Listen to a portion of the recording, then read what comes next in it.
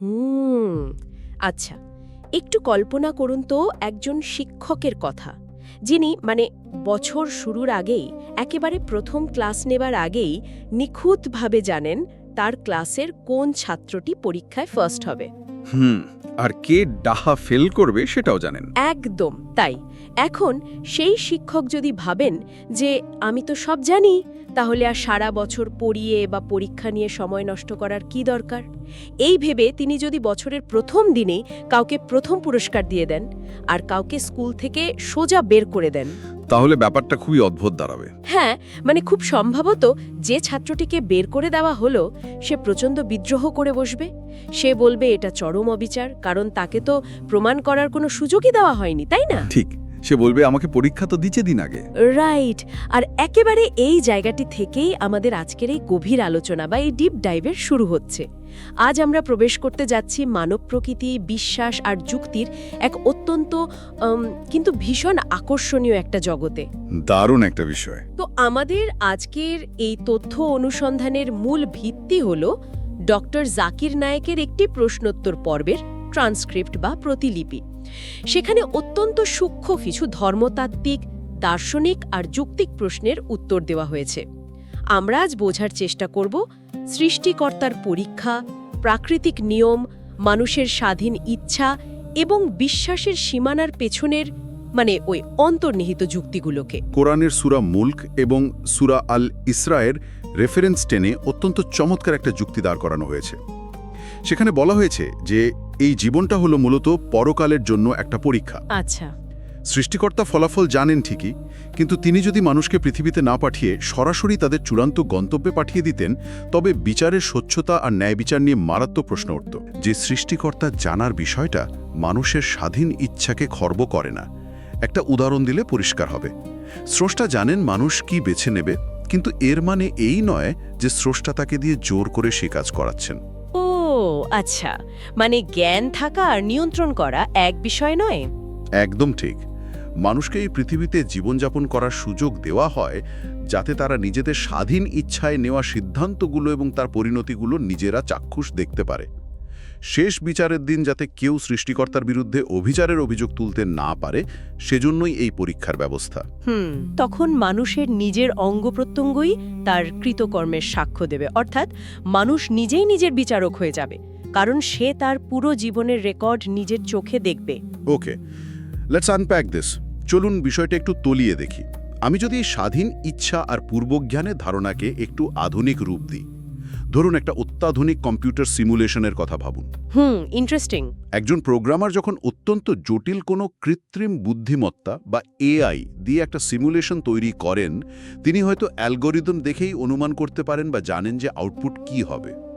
কিন্তু ভেতরের ওই এআই চরিত্রগুলোর তো নিজস্ব সিদ্ধান্ত নেওয়ার অ্যালগোরিদম আছে। ঠিক, তাদের নিজেদের সিদ্ধান্ত, নিজেদের অস্তিত্ব এবং পরিণতি বোঝার জন্য প্রোগ্রামটাকে রান করাতেই হয়। প্রোগ্রামটা রান না করালে তারা তাদের নিজেদের কাজের ভার বা বাস্তবতাটাই বুঝতে পারবে না, তাই না? অসাধারণ একটা তুলনা দিয়েছেন।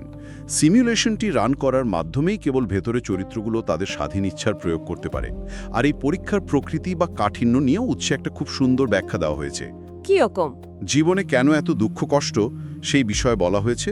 দ্বিতীয় শ্রেণীর পরীক্ষা কিন্তু খুব সহজ হয়, কিন্তু কেউ যখন চিকিৎসা বিজ্ঞানের কোনো কঠিন মেডিকেল পরীক্ষার জন্য প্রস্তুতি নেয়, তখন তাকে দিনে 18 ঘন্টা পড়তে হয়। সেটা অত্যন্ত কঠিন, ক্লান্তিকর আর কষ্টদায়ক। ও হ্যাঁ, সেটা তো বটেই। কিন্তু পরীক্ষা যত কঠিন হয়, এর পুরস্কার বা ডিগ্রির মানও তত বড় হয়। জীবনের কাঠিন্য আসলে চূড়ান্ত পুরস্কারের বিশালতাকেই নির্দেশ করে।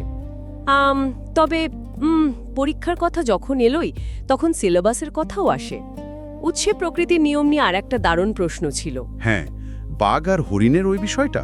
হ্যাঁ, প্রশ্ন পারি বাঘ এবং হরিণের উদাহরণ টেনে বলেন, একটা বাঘ যখন হরিণ শিকার করে, হরিণটাকে ছিঁড়ে খায়, তখন কি ঈশ্বর খুশি হন? এই প্রকৃতির নির্মমতা কি স্রষ্টার পরিকল্পনারই অংশ? হ্যাঁ, আর এর উত্তরটা ওই স্বাধীন ইচ্ছা বা ফ্রি উইলের ধারণার সাথে গভীরভাবে যুক্ত।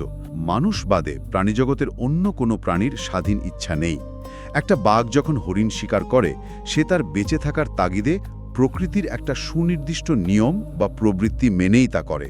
সে তো আর শখের বশে শিকার করছে না। একদমই না। সে আনন্দের জন্য বা অহংকার করে হরিণ মারে না। প্রাণী জগতের জন্য কোনো সিলেবাস, কোনো ধর্মীয় গ্রন্থ বা ভালো মন্দের কোনো নৈতিক মাপকাঠি নেই। তারা কেবল তাদের জন্য সৃষ্টিকর্তার নির্ধারিত প্রোগ্রামিং বা নিয়ম অনুসরণ করে। প্রাণী জগতের যেহেতু স্বাধীন ইচ্ছা নেই, তাই তারা প্রকৃতির নিয়মের বাইরে যায় না। কিন্তু মানুষের এই স্বাধীন ইচ্ছা আছে বলেই তো যত বিপত্তি, তাই না? হ্যাঁ, তা তো বটেই। এই ইচ্ছাশক্তি প্রয়োগ করেই মানুষ অনেক সময় প্রকৃতির বা নৈতিকতার সাধারণ নিয়ম ভাঙে। মানুষ যদি বেঁচে থাকার জন্য খাবার খায়, তবে সেটা ঠিক আছে। কিন্তু কেউ যদি শখের বশে আনন্দের জন্য একটা হরিণ বা বাঘ শিকার করে, তবে সেটা সৃষ্টির নিয়মের পরিপন্থী, কারণ সেখানে তার স্বাধীন ইচ্ছার অপপ্রয়োগ হচ্ছে। ঠিক তাই। মানুষের যেহেতু এই স্বাধীন ইচ্ছা আছে, তাই তার কাজের হিসাবও তাকে দিতে হবে।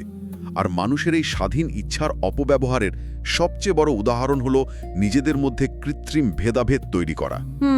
প্রকৃতি যেমন খুব শৃঙ্খলার সাথে তার নিয়ম মেনে চলে, মানুষ অনেক সময় তা করে না। মানুষ বর্ণ, ভাষা আর ভৌগোলিক পরিচয়ের ভিত্তিতে নিজেদের মধ্যে দেয়াল তোলে।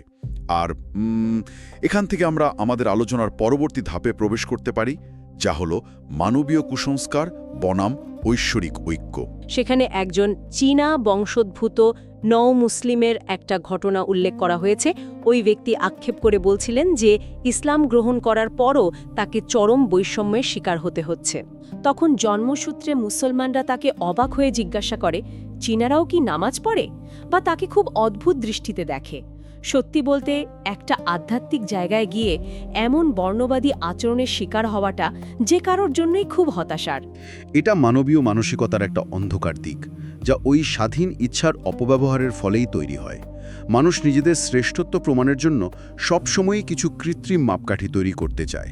ইসলামের শ্রেষ্ঠত্বের একমাত্র মাপকাঠি হল তাকওয়া, যার অর্থ হল ধার্মিকতা, নৈতিকতা বা সৃষ্টাভক্তি। গায়ের রং, বর্ণ, ভাষা বা জন্মস্থান দিয়ে কাউকে বিচার করার কোনো সুযোগ সেখানে নেই। যারা শুধুমাত্র চীনা হওয়ার কারণে বা ভিন্ন বর্ণের হওয়ার কারণে কাউকে বৈষম্য করে, আসলে নিজ ধর্মের মূল গ্রন্থ কুরআনেরই কোনো সঠিক জ্ঞান নেই। তাহলে এই বৈষম্য আর বিভেদ দূর করে বিশ্বজুড়ে ঐক্য প্রতিষ্ঠার উপায় কি? কিবলা বা কাবা শরীফের দিকে মুখ করে নামাজ পড়া। আমরা যদি একে বৃহত্তর প্রেক্ষাপটে বিশ্লেষণ করি, তাহলে দেখব এই কিবলার ধারণাটা মনস্তাত্ত্বিক ঐক্যের কত বড় একটা হাতিয়ার। প্রার্থনা করার জন্য একটা নির্দিষ্ট ভৌগোলিক দিকের দিকে মুখ করার কি প্রয়োজন? ঈশ্বর তো সব জায়গাতেই আছেন। রাইট, এটা তো অনেকেই প্রশ্ন করেন। এর উত্তর হলো শৃঙ্খলা এবং ঐক্য। বিশ্বজুড়ে কোটি কোটি মানুষ যখন একসাথে প্রার্থনা করে, তখন সবাই যদি যার যার ইচ্ছা মতো উত্তর, দক্ষিণ, পূর্ব বা পশ্চিমে মুখ করে দাঁড়াতো, তাহলে একটা চরম বিশৃঙ্খলা সৃষ্টি হতো। কাবা হলো সেই কেন্দ্রবিন্দু যা পৃথিবীর সব প্রান্তের মানুষকে এক সুতোয় বাঁধে। সবচেয়ে চমকপ্রদ ব্যাপার হলো এখানেই, একটা নির্দিষ্ট ভৌগোলিক দিকের দিকে মুখ করে দাঁড়ানো সম্পূর্ণ ভিন্ন ভাষা, ভিন্ন বর্ণ আর ভিন্ন সংস্কৃতির কোটি কোটি মানুষের মধ্যে এমন একটা শক্তিশালী মনস্তাত্ত্বিক ঐক্য তৈরি করতে পারে। একদম তাই। এটা যেন ওই চীনা মুসলিমের প্রতি হওয়া বৈষম্যের একটা ব্যবহারিক সমাধান। তবে এখানে একটা ভুল ধারণাও ভাঙা হয়েছে।